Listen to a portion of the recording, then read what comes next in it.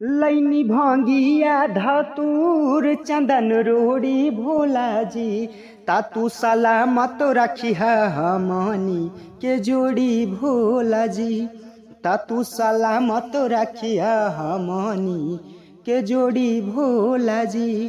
तो हेलो नमस्ते दोस्तों, कैसे आप लोग? वैसे आशा उम्मीद अच्छे होंगे। आज बहुत ही प्यारा एक बोलबम गीत लेके आ चुके हैं जो कि फुल और फ्री है। कोई भी सिंगर इसे कहीं से और किसी भी स्टूडियो से गा सकते हैं। बाकी पर्सनल सॉन्ग के लिए स्क्रीन पे नंबर है, तो नंबर पे कॉल करके आप लोग पर्सनल सॉन्ग भी लिखा सकते हैं। और मैटर को समझना है तो वीडियो को लास्ट तक देखिए, आप सबसे ये रिक्वेस्ट है। तो वीडियो को स्टार्ट करने से पहले मेरा एक छोटा सा रिक्वेस्ट है कि जिस भाई ने मेरे चैनल को अभी तक सब्सक्राइब नहीं किया तो प्लीज़ सब्सक्राइब कर लीजिए, ताकि मुझसे जुड़ा हर अपडेट मिलता रहे। तो आइए देरी ना करते हुए मुखड़े का दमी सुनाते हैं। लैनी भांगिया धतूर चंदन रोड़ी भोला जी, लैनी भांगिया धतूर चंदन रोड़ी भोला जी, तातू सलामत रखी है हमनी के जोड़ी भोला जी, तातू सलामत रखी है हमनी के जोड़ी भोला जी।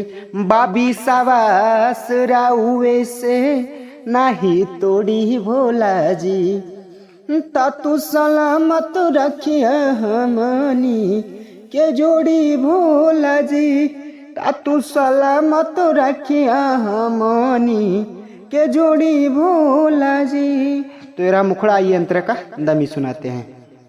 तो फाइनली दोस्तों हम लोग आ चुके हैं अंतरे पे, तो आइए इसको भी सुना के फाइनल करते हैं। तो इसको ऐसे गाना है कि एक दूसरे में बसे हमनी के जान हो, दिहा ध्यान बाबा बनी जहनदान हो, एक दूसरे में बसे हमनी के जान हो, दिहा ध्यान बाबा बनी जहनदान हो, ता जुड़ल बड़ा हुए से नहिया के डोरी भोला जी, तातू सलामत रखी है हमनी के जोड़ी भोला जी, तातू सलामत रखी है हमनी के जोड़ी भोला जी। तो मेरा फर्स्ट अंतरा ये लास्ट अंतरे का दमी सुनाते हैं।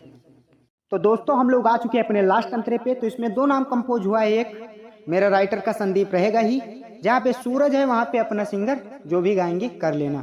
तो आइए इसको गा के सुनाते हैं। तो इसको ऐसे गाना है कि करी है एहसान राही महिमा बखानत, जी अब बिछड़ के नहीं तू बड़ा जानत, अरे करी है एहसान राही महिमा बखानत, जी अब बिछड़ के नहीं तू बड़ा जानत, कहे सूरज संदीप मुहना मोड़ी भोला जी, तातू सलामत रखी है हमनी के जोड़ी भोला जी, तातू सलामत रखी है हमनी के जोड़ी भोला जी। तो मेरा फाइनल सॉन्ग दोस्तों, आशा नहीं उम्मीद है आप लोग को पसंद आया होगा। पसंद आया होगा तो वीडियो को एक लाइक कर देना और चैनल को सब्सक्राइब कर देना मेरे मेहनत के लिए।